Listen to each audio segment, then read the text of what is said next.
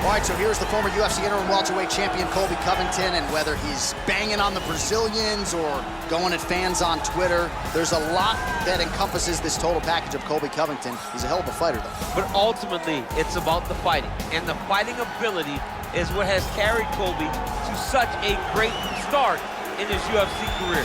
A former champion, a guy that's been in there with the very best of the division, and when he's been in there, he's been able to get his hand raised. I always go back to the Rafael dos Anjos fight, and I watched Colby put a pace on him that dos Anjos, who is also known for his cardio, could not keep. It was inspiring to watch, and if you know Colby before fighting, you know that he trains as hard as anybody in the world to try to accomplish his goals. Well, even dating to his time on The Ultimate Fighter, DC, back in 2015, you got the sense very early on that Kamaru Usman could be something special, as he has always put it. I'm a problem. He's a champion. He's a real problem. Yes, he is a problem because he has a pace and pressure that most guys can't handle. We saw it in the RDA fight. We saw it in the Woodley fight. And because his wrestling is so smothering, as he showed in the Moraes fight, his striking opportunities open themselves up. Kamaru Usman, as you say, J.A., is a real problem for anybody at 107. And he's a loyalist. He has been true to his coaches, Henry Hoof, Greg Jones, and everybody else. Kamaru Usman has realized the dream, and will try to take it to the next level here tonight. And now our tale of the tape for this heavyweight fight. So these fighters relatively close in age, just a year apart, with similar height and some differences in reach. We send it inside the octagon, we find Bruce Buffer. Ladies and gentlemen, this is the main event of the evening. When the action begins, our referee in charge, Herb Dean. And now, this is the moment UFC fans around the world have been waiting for.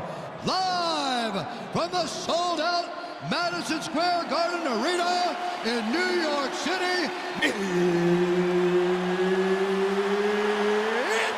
time! 5 rounds in the UFC heavyweight division. Introducing first, fighting out of the blue corner. This man is a wrestler holding a professional record of 16 wins, 2 losses. He stands 5 feet 11 inches tall, weighing in at 170 pounds. Colby Chaos Covington! And now introducing his opponent, fighting out of the red corner. This man is a wrestler holding a professional record of 19 wins, 1 loss. He stands 6 feet tall, weighing in at 170 pounds. Fighting out of Boca Raton, Florida, Kamaru, the Nigerian Nightmare, Usman!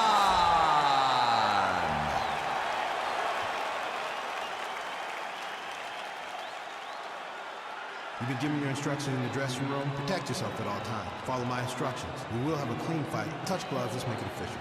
They touch him up, and we are underway. You ready?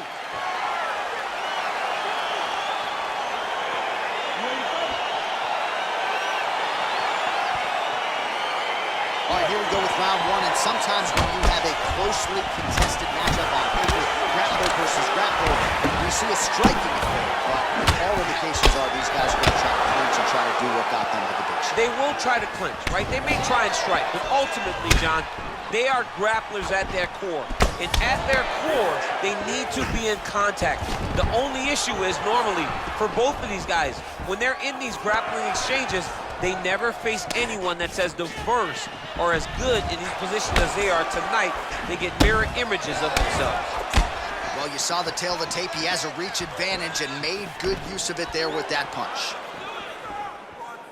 All right, he gets the takedown here. Now we'll see what he can do with it. Let's see if he can secure top position after working so hard for that takedown. All right, so there's the early takedown for the decorated grappler. Exactly what he wanted to do tonight. Exactly what he needed to do if he's going to want to win this fight. You've got to put this guy on his back. And this might just be a matter of time. Wow. Oh, this is where you don't want to be, though. Well, he's got his back now. Back to his feet. Combination lands sequence for him. It was hard to see a miss in that sequence. He's put it all together. I mean, everything in this zone, that inner zone, it's like the basketball hoop. It's up quite size. This guy today is looking at focus mitts in his opponent. And they separate. As he gets close, he's out of the kicking range. He'll change his stance. Big elbow there, lands.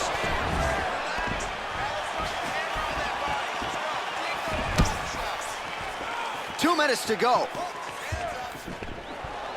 Usman gets hit by that leg kick. You may want to start checking some of these. When you're in the clinch, you can pull down. Oh, it's the same story, just told on a different day. Takedown after takedown. Covington's got his hand looking for a guillotine choke. Watch guillotine.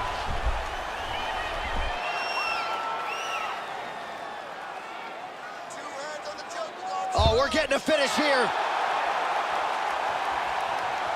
Oh, what a beautiful counter to the guillotine there. Gets side mount, and now maybe the Von Flute choke will be there. Oven St-Pierre has got to like that transition there.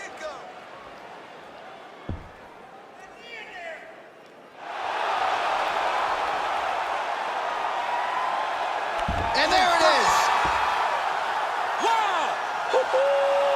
Right, I mean, how do you not admire the focus of this young fighter? You could tell he was looking for that submission much earlier in the round, but he didn't want to rush it. He stayed patient, let the setup do its thing, and ultimately the submission materializes organically late in the round. High-level stuff out of that young fighter here tonight. All right, let's take a look back at the replay as he gets it done by submission tonight, champ. Just watch how slowly he approaches the submission, though. He never rushes. He takes his time, but it's his trickiness. It's his ability to trick people into going to the floor with him that puts them in danger and finishing fights.